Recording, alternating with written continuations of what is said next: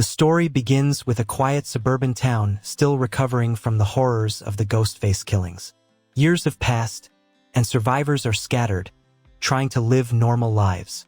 A new generation of teens believes the legacy of Ghostface is just an urban legend. But one night, a chilling phone call to a young girl sparks fear once again.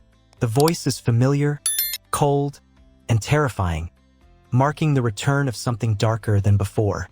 Sam and Tara Carpenter are living in New York City, attempting to put the pieces of their lives together. Sam struggles with the weight of her family's history, haunted by whispers that she could one day turn into her father, Billy Loomis. Tara, on the other hand, refuses to let fear consume her, trying to build a future away from the trauma. Their bond remains strong, but cracks are forming as the past refuses to let them go. A series of murders brings back the nightmare they thought they had escaped. The murders are different this time, strategic, personal, and cruel. Instead of random attacks, Ghostface leaves behind clues pointing towards secrets in the survivors' own pasts. Each victim seems connected not just to Woodsboro, but to the original killings that started it all. The media frenzy ignites once more, painting Sam as the prime suspect because of her lineage. Tara feels the weight of protecting her sister, but she begins to question just how deep Sam's secrets go. Gale Weathers returns to investigate, still carrying scars from decades of chasing Ghostface. Despite her age, she's sharp and unrelenting, but the losses have taken their toll. She feels an obligation to stop the killings once and for all, even if it costs her life. Gale warns Sam and Tara that Ghostface always has a plan, and that this time the killer seems obsessed with rewriting the story. Her instincts tell her that whoever is behind the mask knows them better than anyone.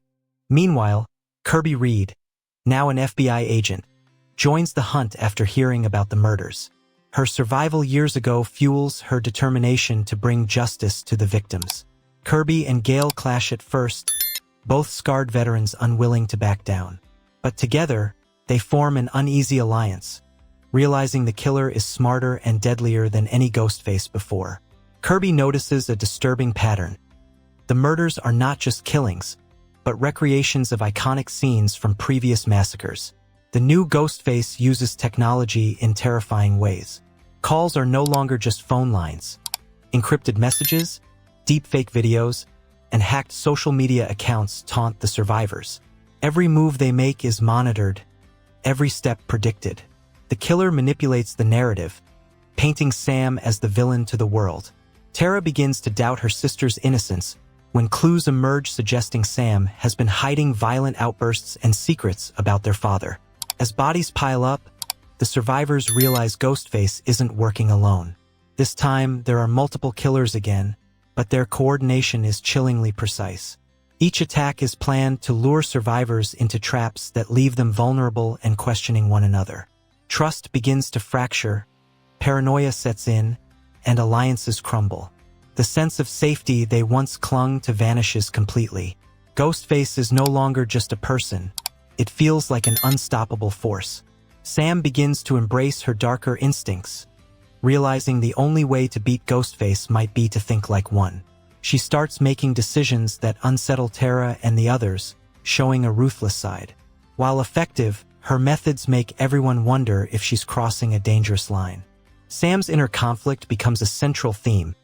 Is she becoming a hero, or slowly turning into the monster she fears?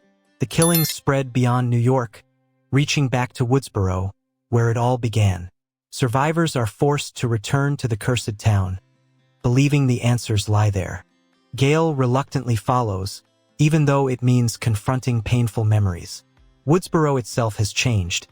Haunted houses, tours, and true crime obsessives exploit the tragedy for entertainment. Ghostface uses this obsession to blend into the crowd, striking fear in places once considered safe. In Woodsboro, the survivors discover a hidden shrine dedicated not just to Ghostface, but to Billy Loomis and other killers. It's clear the new Ghostface is a fanatic, someone obsessed with legacy and rewriting the ending. Sam is shaken to see her father's face glorified, realizing the killer's fixation is tied directly to her bloodline. The shrine becomes a twisted battleground, filled with relics of every massacre. feels less like a mystery and more like destiny closing in on them.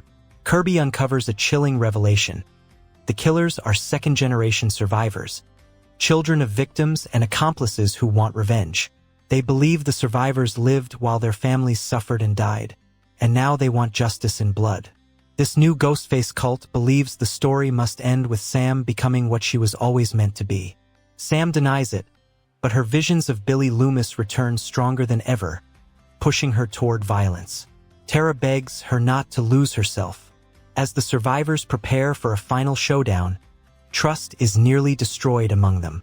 Gale fears that Sam will become uncontrollable, while Kirby insists she's their only chance.